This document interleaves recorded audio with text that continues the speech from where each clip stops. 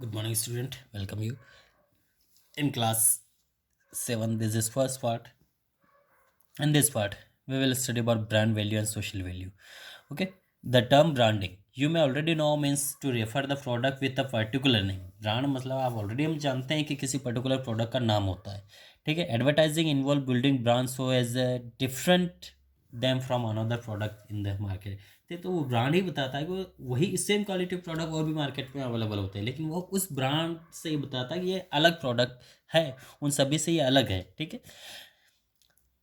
जैसे हम सॉप की बात करें, यदि हम डेटोल की बात करें तो सुबह से मार्केट में हज़ारों तरह के सॉप है, लेकिन डेटोल की जब बात करें तो उन हज़ारों में से उस डेटोल प्रोडक्ट का ही नाम लेंगे तो वो उसी को हम वो शॉपकीपर हमें प्रोवाइड करेगा. ठीक है. तो इस तरह यहाँ पे जो ब्रांड है वो सभी प्रोडक्ट से उस प्रोडक्ट को पर्टिकुलर प्रोडक्ट को अलग करता है. ठीक है.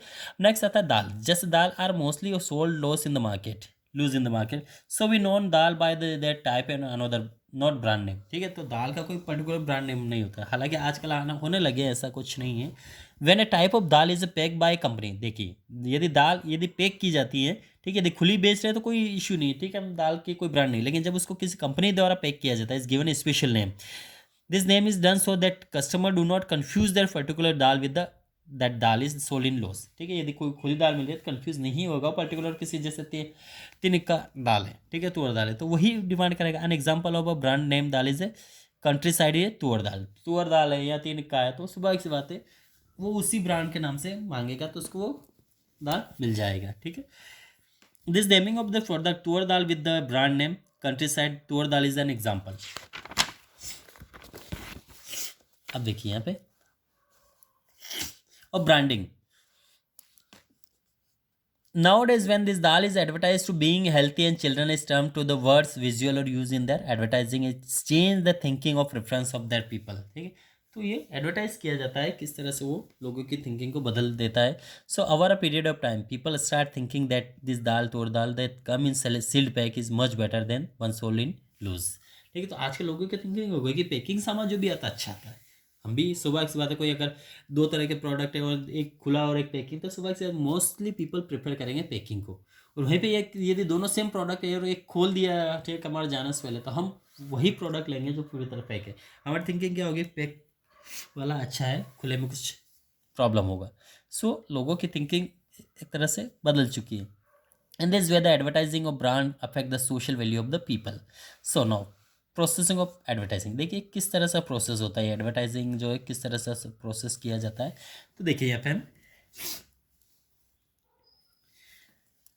देर is always an intense competition to sell product और सर्विस. देखिए यहाँ पे अक्सर कॉम्पिटिशन होता है कोई भी प्रोडक्ट सेल करने में. The manufacturer have to package their product और services well so that the consumer. ठीक है. तो यहाँ पे जो व्यक्ति होते हैं, इंटेंस कॉम्पिटिशन होता है टू सेल देयर प्रोडक्ट और service. The manufacturer have to package their product और services well so that the consumer you tempt to buy them. Hence they hire the service to specialise. ठीक है. इसलिए वो higher करते हैं कि service काफ़ी स्पेशलाइज हो. Advertising agency to make their product. This agency promote their product और services by presenting them in such way that they reach out of maximum number of consumer. तो एडवर्टाइज जो होता है वो इस तरह से उस प्रोडक्ट को प्रोवाइड करते हैं, सर्विस प्रोवाइड करते हैं, ताकि जो लोग नहीं लेना चाहते वो भी उसको मैक्सिमम नंबर में कंज्यूमर बढ़ जाते हैं उसके. So the following steps are involve in marketing and effective advertising. देखिए यहाँ पे कुछ स्टेप है जो इसको एडवर्टाइज को काफ़ी इफेक्टिव बनाती हैं. पहला, identify the target of audience. सबसे पहले आइडेंटिफाई किया जाता है टारगेट ऑफ ऑडियंस. ठीक है. देखिए यहाँ पे determining the target audience to market a product is one of the most important task at advertising. देखिए एडवर्टाइजिंग बहुत ही इंपॉर्टेंट है कि पर्टिकुलर किसी प्रोडक्ट का आप एडवर्टाइज कर रहे हैं तो बहुत ही इंपॉर्टेंट टास्क माना जाता है.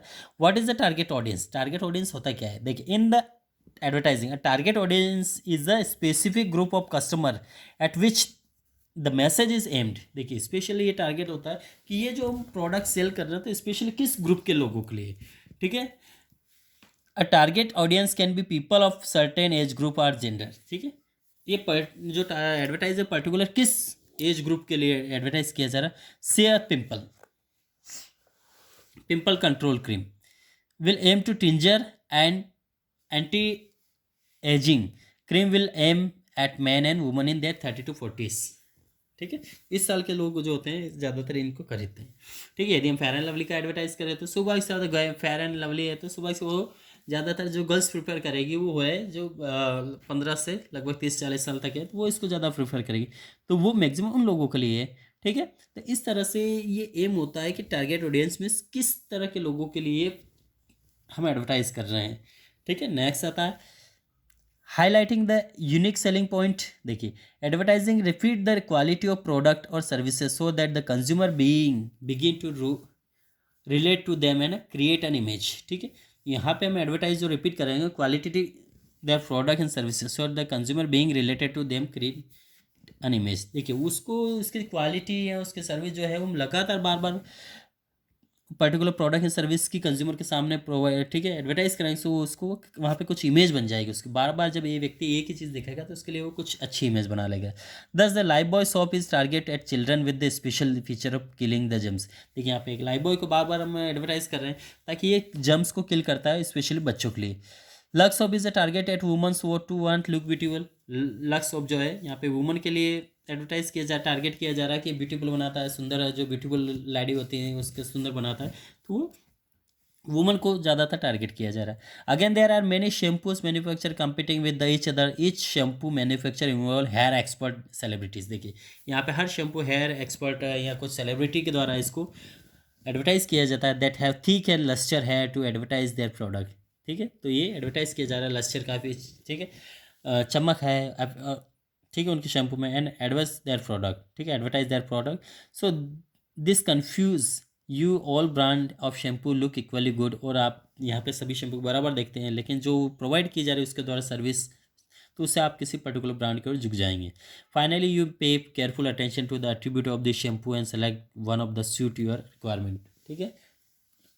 अब आता है माई मार्केटिंग ऑफ प्रोडक्ट। देखिए marketing of product means is an way to showcase your business a product with the legal with a goal of selling the product or service using general conventional and unconventional method such as stage performance in public place like malls and giveaway or public products such as car etc. There is also an increasing trend of interactive advertise where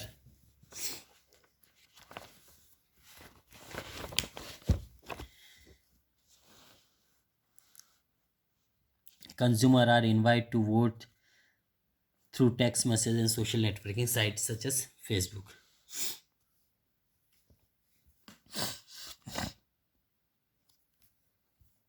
Fourth, associating with the brand ambassadors. देखिए when the famous cricketer promote a soft drink or movie star endorse a certain brand of shoe, you find their products desirable and want to imitate the famous personality. तो देखिए यहाँ पे कुछ ऐसे product जो है जो सुपर स्टार्स होते हैं या कुछ फॉर्म एक्ट्रेस होती हैं, ठीक है, इनके द्वारा इसका एडवर्टाइज किया जाता है। So this person who endorse certain product are called ambassador. देखिए कुछ ऐसे पर्सन होते हैं जो किसी सर्टेन प्रोडक्ट को इंडोर्स करते हैं, उसका एडवर्टाइज करते हैं। So this is called ambassador, brand ambassador कहलाते हैं। We know this person for some special attribute, trust their judgement when they endorse product and we go it. ठीक है। तो ये व्यक्ति भी ऐसे नहीं है कि आके बंद करके उस चीज़ का एडवर्टाइज करेंगे। सुबह की सी बात है, इनको भी काफ़ी पे पेड किया जाता है पैसा। इसके अलावा ये भी कुछ फीचर्स देखते हैं उसके बाद ही एडवर्टाइज करते हैं ताकि उस चीज़ से इन व्यक्ति का नाम भी जुड़ा रहता है। ठीक है। अब आता है नॉन कमर्शियल एडवर्टाइज। ठीक है। We will continue in next part.